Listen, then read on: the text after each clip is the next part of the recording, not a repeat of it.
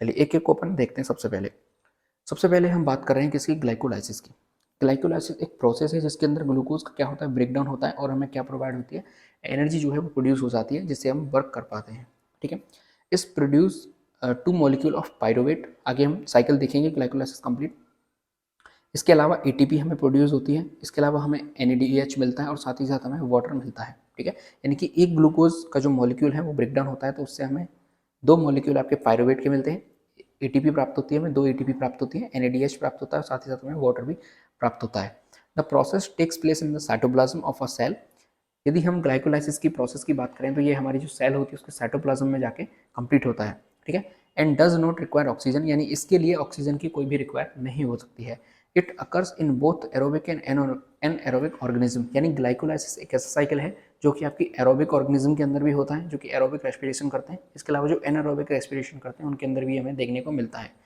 यहाँ मैं आपको बता दूं एरोबिक रेस्पिरेशन का मतलब होता है जो ऑक्सीजन की प्रेजेंट में यदि कोई रेस्पिरेशन हो रहा है। ठीक है, यदि ग्लूकोज का जो ब्रेकडाउन है वो ऑक्सीजन की प्रेजेंट में होता है तो उसे अपन एरोबिक ब्रेकडाउन कहते हैं, और यदि वो ऑक्सीजन की एब्सेंस में हो रहा है तो उसे अपन एनारोबिक ब्रेकडाउन कह देते हैं ग्लूकोज का। तो ग्लाइकोलाइसिस है, इस पर कोई फर्क नहीं पड़ता कि ये आपकी ऑक्सीजन की प्रेजेंस में है या फिर ऑक्सीजन की एब्सेंस में है, ये दोनों प्रकार के जो ऑर्गेनिज्म होते हैं उनमें ग्लाइकोलाइसिस कंप्लीट चलता है। ठीक है, चलिए अब अपन समझ लेते हैं कि किस तरीके से ग्लाइकोलाइसिस है वो कंप्लीट होता है। सबसे पहले ग्लूकोज होता है। ठीक है, इसमें हेक्सोकाइनेज नाम का एंजाइम वर्क करता है और इसको कन्वर्ट कर देता है किसके अंदर, ग्लूकोज 6 फॉस्फेट के अंदर। और यहाँ पर हमें एक एटीपी की ज़रूरत पड़ती है, यानी एनर्जी हमें सबसे पहले देनी पड़ती है। भाई हम किसी चीज़ को इन्वेस्ट करेंगे तभी हमें वहाँ से कुछ रिटर्न की उम्मीद रहती है, यदि आप कुछ इन्वेस्ट ही ना करोगे तो रिटर्न आने का कोई चांस आपके पास नहीं बनता है। तो सबसे पहले हमने एक एटीपी को यहाँ पर इन्वेस्ट किया, तो ग्लूकोज को किसके अंदर तोड़ दिया गया, ग्लूकोज 6 फॉस्फेट के अंदर ये चेंज हो गया। अब ग्लूकोज 6 फॉस्फेट को दोबारा पॉलीमराइजेशन के द्वारा फ्रक्टोज 6 फॉस्फेट में चेंज किया जाएगा। ठीक है, इसके बाद जो फ्रक्टोज 6 फॉस्फेट है ये फ्रक्टोज 1,6 बिस या फिर बाई फॉस्फेट के अंदर चेंज होगा और फिर से हमें एक एटीपी इन्वेस्ट करनी पड़ेगी, यानी एक एटीपी हमने यहाँ दी, एक एटीपी हमने यहाँ दी, टोटल 2 एटीपी अपन इन्वेस्ट कर चुके हैं। अब ग्लूकोज 6 फॉस्फेट से क्या बन गया, फ्रक्टोज 6 फॉस्फेट, और फ्रक्टोज 6 फॉस्फेट से क्या बना, फ्रक्टोज 1,6 बाई फॉस्फेट, यानी कि 2 फॉस्फेट हमारे पास आ चुके हैं। और फॉस्फेट हमारे पास कहाँ से आए, एटीपी से आए हैं, क्योंकि एटीपी का फॉर्म क्या होता है, एडेनिन ट्राइफॉस्फेट।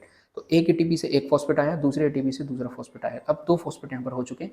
और दोनों फॉस्फेट कहाँ पर जुड़े हुए हैं, एक पहले नंबर कार्बन पर जुड़ा हुआ है, दूसरा 6 नंबर कार्बन पर जुड़ा हुआ है। यहाँ तक आपको समझ में आ गया होगा। अब एक एंजाइम आएगा एल्डोलेज एंजाइम। ठीक है, इस एल्डोलेज एंजाइम के द्वारा क्या होगा, दो जो फ्रक्टोज 1,6 बाईफॉस्फेट है ये दो चीज़ों में टूट जाएगा। सबसे पहला बनेगा ग्लिसरल एल्डिहाइड 3 फॉस्फेट और अगला बनेगा डाईहाइड्रोक्सी एसीटोन फॉस्फेट। इसके अंदर ब्रेकडाउन हो गया। अब ये दोनों आपस में क्या है, इंटरचेंज है, यानी ये दोनों आपस में इंटरचेंज होते रहते हैं। Glyceric aldehyde 3 phosphate dihydroxy acetone phosphate के अंदर चेंज होता रहता है और dihydroxy acetone phosphate glycerol aldehyde 3 phosphate के अंदर चेंज होता रहता है। ठीक है, और इनके अंदर कौन सा एंजाइम पाया जाता है, तो टोको आइसोमेरेज इनके अंदर पाया जाता है। ठीक है, देखिए जो ग्लिसरल एल्डिहाइड है 3 फॉस्फेट ये आगे जाके कन्वर्ट होता है GADPH की उपस्थिति में, 2 NADH हमें यहाँ से प्राप्त होते हैं। ठीक है, और NADH के बारे में मैं आपको बता दूं, यहाँ मैं ऊपर लिख देता हूँ। देखिए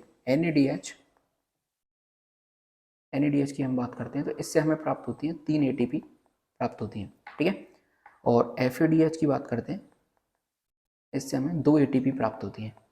इस चीज़ को आपको जरूर से याद रखना है। ठीक है, क्योंकि ये आगे काम आने वाला है। आगे देखिए 2 NADH हमें यहाँ से प्राप्त हो गए। अब ये किसके अंदर चेंज हो गया, ग्लिसरल एल्डिहाइड 3 फॉस्फेट हमें चेंज होकर किस में मिलता है, 1,3 बाई फॉस्फेट ग्लिसरेट। ठीक है, यानी एल्डिहाइड किसके अंदर चेंज हो गया, एसिड के अंदर चेंज हो गया, ग्लिसरेट के अंदर चेंज हो गया।